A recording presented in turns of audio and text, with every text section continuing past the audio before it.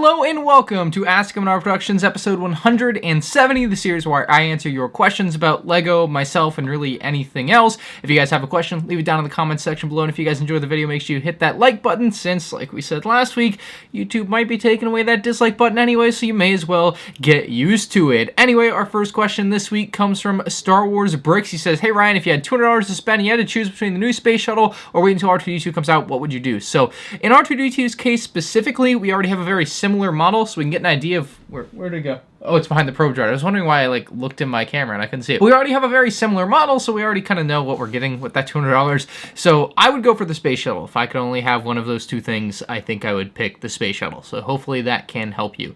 sTie says, what happened to the LEGO architecture set in 2021? So my best guess is that LEGO architecture is going much like LEGO Speed Champions, where for the majority of years past, there would normally be sets that would come out in the first half of the year, but that just hasn't happened this year in 2021. Maybe it's just a LEGO decision, maybe it was COVID related, for whatever reason. However, they are going to be releasing at least one, if not more, in the latter half of 2021. There was already a leaked Speed Champions set that came about after we didn't get Speed Champions sets earlier in the year, and people thought it might be canceled. It's not. Speed Champions is hanging around just fine, but architecture probably in the same vein. We'll see at least one set later in the year, although I'm not sure. I don't keep up to date on the latest architecture rumors, to be fair. T-Play says, what do you think happened to Chris Productions? He said that he would build a monster Kashyyyk mock, but so far there hasn't been an episode in 6 months. And coincidentally, actually, I haven't talked to Chris in probably about the same amount of time. I mean, my best guess is that Chris just got busy with life. I know that he was finishing up college, or mostly through college last time I talked to him, and he may or may not have a girlfriend. Like, you know, things just happen in people's lives,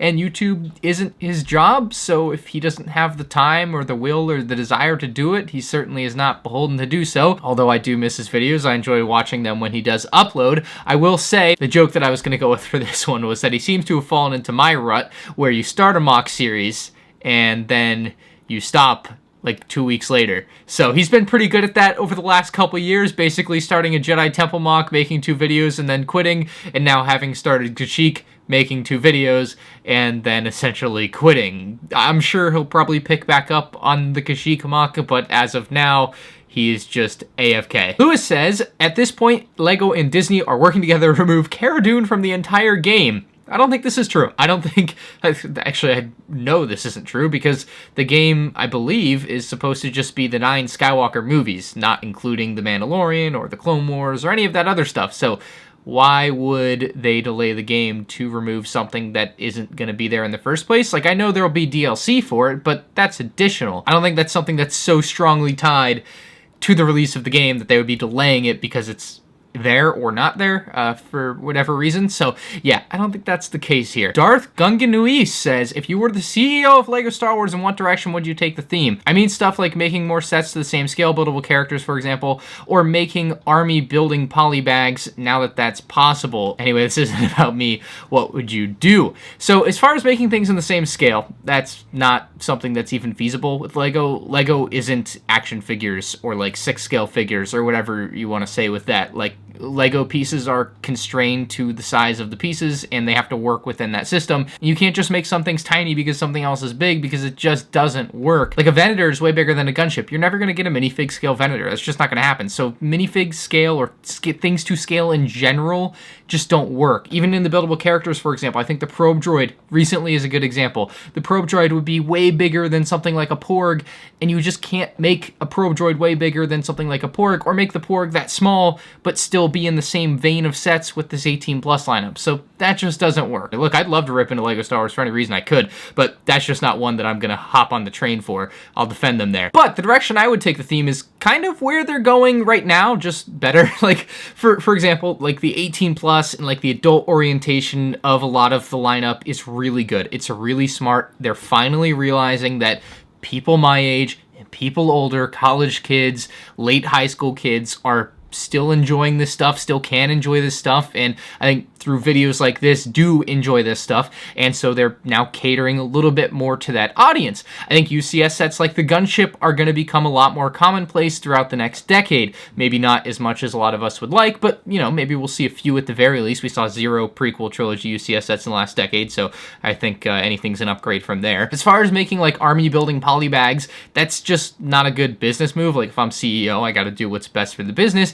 And the deal with LEGO sets a lot of the time is they are made in a way to sell minifigs. I think a great example of this is something we'll actually have a question about coming up, but the AAT from last year. The real reason a lot of people are buying that set and why it's as popular as it is that Ahsoka, is that 332nd Trooper, and more so just the helmet because the character, the rest of it is the same as the 501st Trooper. Selling sets with the minifigs gets a good package deal and brings in good profit for the company, and so I'd probably keep it that way. I think I'd be a little bit better with getting characters people want into sets. Phase 2 Cody being in the Grievous Starfighter would have been a big one there that I would have had to have, but I'm sure there's other examples. That's just like the off the top of the head example that I think a lot of us know at this point. But army building polybags and that sort of like cheap, super cheap way to like build an army outside of battle packs would be a no-go because that's just bad for business, unfortunately. I would make every set have black instruction manuals because I like it. Oh, I would totally do more like fan interaction things. I think LEGO Star Wars in general is relatively bad with its like fan interaction other than these votes that they've held. I would do a lot more of the like fan voting. I would probably do it more on like a yearly thing though. Like Hasbro has this great thing now that's like Hasbro Fan Fest, and they do like a yearly live stream event. Like I do just a lot more stuff like that where you have a lot more fan integration because it's really a good thing. That's really good for like the community, and obviously is probably the biggest LEGO Star Wars community on the internet right here. Like I think I have a pretty good idea of what I'm talking about. Like, it's a pretty strong thing, like, marketing-wise, to run with something like that. So I would definitely do a lot more integration with that sort of stuff. And I also would really like to do, like, a throwback series of sets for a lineup, if that makes sense. Like, once a year, you would have a set voted on either by fans or just, like, picked by the crew or whatever. Last year, they did the Death Star Duel set, and I think that would have been really cool to have it under, like, a sub-branding of, like, LEGO Star Wars Classics or something, and then you can do more things like that. Like Palpatine's Arrest, I know, is one that's highly requested to see again, and you can do these things like that where it's very similar to the original set, so you don't have a lot of like design to go through with that. Like, you can obviously critique it and change it a little like they did with the Death Star set, but mostly playing on the nostalgia for people. Mr. Mapleman says, are you gonna get the new LEGO Adidas shoes? So I missed out on like the original drop of them. I guess I just wasn't there. Like, I wasn't awake. So it is what it is. I missed the drop, and I don't know. I think I'm going to try to buy them on eBay. I think they were originally like $200, which means I'm probably going to pay more than that. So, yeah, I don't know. Like, they aren't the most attractive shoes I've ever seen. Like, I definitely own shoes that I would say are objectively cooler, but they are really good for LEGO shoes. So I think that's worth something to me, and I might get them. I don't know. I've been back and forth on it in my mind a few times. Nicholas says, you mentioned the Bad Batch trailer and the sets we can hope to get, but speaking of the Bad Batch Shuttle, we know that we are getting this summer. Do we know what figures we are getting with that? I think I originally heard that we would get the entire Bad Batch team, but that seems unbelievable. Look, I agree with you, Nicholas. It seems unbelievable too, but seeing is believing, so to speak, or seeing isn't believing. I don't know what the saying, I don't remember what the saying is, but yeah, we are getting like the 5 Bad Batch figures, which is really, really exciting. However, to piggyback off this question, Brick Pigeon has a comment, and I always find these ones kind of funny. He says, Ryan, how do you feel about the news that the rumored Bad Batch Shuttle won't include the helmets of the entire crew? This news coming from me, so I always find it funny when I'll say something, and then it will like boomerang back. So maybe to rain on Nicholas's parade here of joy that he just found out that, yeah, we're gonna get all 5 there, I heard secondhand. Now, this is not a first-hand source. I'm not the source of this. Like, I don't know. It just came across my desk that there is a possibility that the Bad Batch Shuttle characters, being the 5 Bad Batch figures, won't have the helmets in their set. And like I said, like I think I originally talked about this on a live stream, like, I don't know if this is true or not. I don't. So I can't sit here and tell you whether or not it is. And anything else is kind of futile. I think it's really stupid, and it will be one of the final straws for me as a LEGO Star Wars person. That's a break there that it's going to be hard to repair for like a lot of LEGO Star Wars fans if they don't include the helmets in the set. Now, as far as I'm aware, the helmets are in the set, but I heard a rumor, and I figured it was worthwhile to say that I had heard the rumor, and that's all there is to it. So, yeah, I don't know. I saw some people on, like, the Eurobricks forums attacking my character. They're like, yeah, M&R Productions would make something like that up. And I'm like, you know, I'm a lot of things, but I really don't think I'm a liar. I really try to just provide what I can. I don't lie. I don't cheat. I don't steal. You know what I mean? Like, it just makes me sad. I shouldn't even be giving that guy attention. He's a POS. But, yeah, that's what I heard, and that's all I can tell you. So, hopefully the helmets are in there, but I don't know. Fingers crossed, man. Fingers crossed. Sam is cooler than you. Hey! He says, how has Kappa affected you and your channel? It has been a while now, and I haven't heard loads in it. So, yeah, Kappa was a whole big nothing burger as far as I'm and a lot of other people are concerned. Mostly because, and we probably should have seen this coming, I don't make videos for 4-year-olds, so yeah, pretty much got that base covered. Like, you know, I don't really think it was ever a threat to a lot of people like myself, and I think Brickstar was pretty worried about it. I feel like I vaguely remember him talking about it at the very least. Like, I'm trying to think of people, without naming the big one, that made videos about this. And yeah, Kappa was definitely the talk of the town for quite a while, and I know, like, a lot of people were talking about it, a lot of people were worried about it. You know, at the very least, it's in the back of your mind, and, you know, if you're not under 13 and you're not making videos for 4-year-olds, I think you pretty much got your bases covered. And for Kappa, like, basically what it came down to, I think, for a lot of people in their mind, and mine certainly, was like, it's very much a you know it when you see it type of thing. Batman! Gotham City needs your help! Ah! When you watch one of my videos, subject matter being LEGO Star Wars, something I've collected and enjoyed my whole life, you know it's not made for 4-year-olds. Versus when you open Orion's Toy World video, this is the type of thing that Kappa was targeting. I'm gonna roll with LEGO! Right? Like, that's what it was. So yeah, it really hasn't affected my channel. Now, maybe there's been some back-end effect of maybe, you know, CPMs are higher or click-through rates are lower or high. Like there could be some statistical things that have changed on YouTube's algorithm end that I just can't see. But as far as I'm concerned, nothing has changed, and we're pretty much past that at this point. It's really in the rearview mirror. Maxwell Production says, do you think collaborations are good for newer YouTube channels? Absolutely, dude. If you're just starting a YouTube channel, or someone else watching this is just starting their YouTube channel, you should definitely try to collaborate with other people in your space, whether that be LEGO, whether that be Minecraft, whether that be Call of Duty, whatever it is.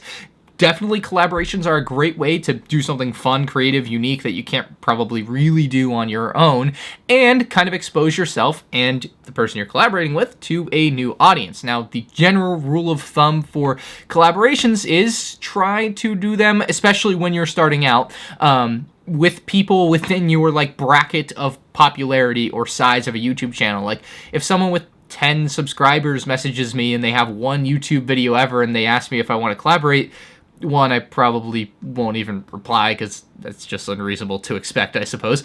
But, like, that's just not going to happen, right? Like, if Chris Productions came to me, he's like, hey, I want to collaborate, like, yeah, we're going to do it. Like, he's someone I know, someone I've known. To a degree, it's about making friends and making, like, just people you know, acquaintances too. Like, you don't have to be your best friend ever to make a collaboration with, but, like, getting to know people in your spaces is a really good idea, and, like, collaborating is a really good way to do it. So, yeah, 100% you should be trying to do collaborations. Like, come up with some good ideas, come to people, you know. Sometimes you won't even have an idea, like, hey, let's just collaborate and, like, try to figure it out, have a brainstorm session. It can be fun. DC Studio says, at my local Target, I've seen LEGO video boxes ripped open so people can see the figure inside. What are your thoughts on this? This is unsurprising. We saw this coming from a mile away. When LEGO turned minifigs into gambling, what else did you expect? Sheesh. But yeah, I think I've seen this once, kinda, at one of my stores, but it's not a super widespread problem as far as I can tell. It seems to be like a, you know, here's the internet, and because it's on the internet, it's going to seem like a bigger problem than it is because it's got a sample bias or whatever you want to look at it statistically. Like, I don't think every store in America is going to have ripped open CMF boxes, and luckily the boxes are only for video as far as we can tell because the Looney Tunes sets have bags. But yeah, it's a problem, and I think it's something that may deter LEGO from continuing to use boxes, but it will just depend on how widespread the problem is and how reported the problem is back to LEGO, either through their retailers or through people like you and I. All right, so I'm gonna be honest, when I read this next question, I, like, literally sat back and I was like, oh my god, that is a brilliant idea. So I just wanted to preface it with that. So let me know your reaction to this. Here it is. Bricklord1, big one here, says, do you think it would be a good idea for LEGO to create a creator-style set with TIE vehicles? Is this not the solution to all of the problems in the world right now? TIE Fighter, Bomber, Interceptor, and Brute. It could be kind of like the TIE collection from 2004. I think it got released. It was $70, and I think it would be unreasonable to expect a TIE collection style set like that, especially in a creator style. Actually, less so in a creator style. The creator style would be cheaper in theory because you don't have to include the bodies for each set individually, right? And you can definitely have a lot of crossover in part uses, which would be why this would be such a great idea. But it would be unreasonable to expect to be $70. I would think $100 would be the basement for this set. And there's actually a couple concepts I thought of in thinking about this question. I would think it'd be closer to $150 realistically, maybe $120, $150. And ideally you could build like 2 of the TIE fighters instead of just 1 at a time for that price. But I think this is a brilliant idea. You could also sell it if you're LEGO, where you have the basically you'd have the main TIE fighter, so you call it that $40 TIE fighter set as your base of the set, and then you can sell accessory packs to it that have TIE Interceptor wings or TIE Interceptor add-on pack that's $9.99, basically a DLC for your TIE Fighter. And TIE Fighter is one of the few things I can think of that would work very well for this, if anything else, in the LEGO Star Wars space. But this is brilliant. So the TIE Bomber pack, add-on pack, would cost more money, maybe $20, $25, maybe close to $30 because you have a lot more parts to go into a TIE Bomber than your original TIE Fighter. But wow, this is a really good idea. I would love to see this workshopped. I would love to see like a concept of this. I don't think LEGO's probably ever thought of this. This is a solid idea. And if they were ever going to watch one of my videos and take an idea away from it to make into a set, this is top 3 on the list. So yeah, but this is like very cool. I think this would sell like hotcakes because people would want to build a lot of different TIE fighters that they have been starved of for the previous 2 decades, basically at this point. I mean, TIE Interceptor and TIE Bomber are just a couple off the top. And then I'm sure there are tons of other lesser known variants that they could still create with this creator, basically 5-in-1 or 10-in-1 style LEGO Star Wars set. Wow, this would be a great idea. I would love to see this. I hope it can happen.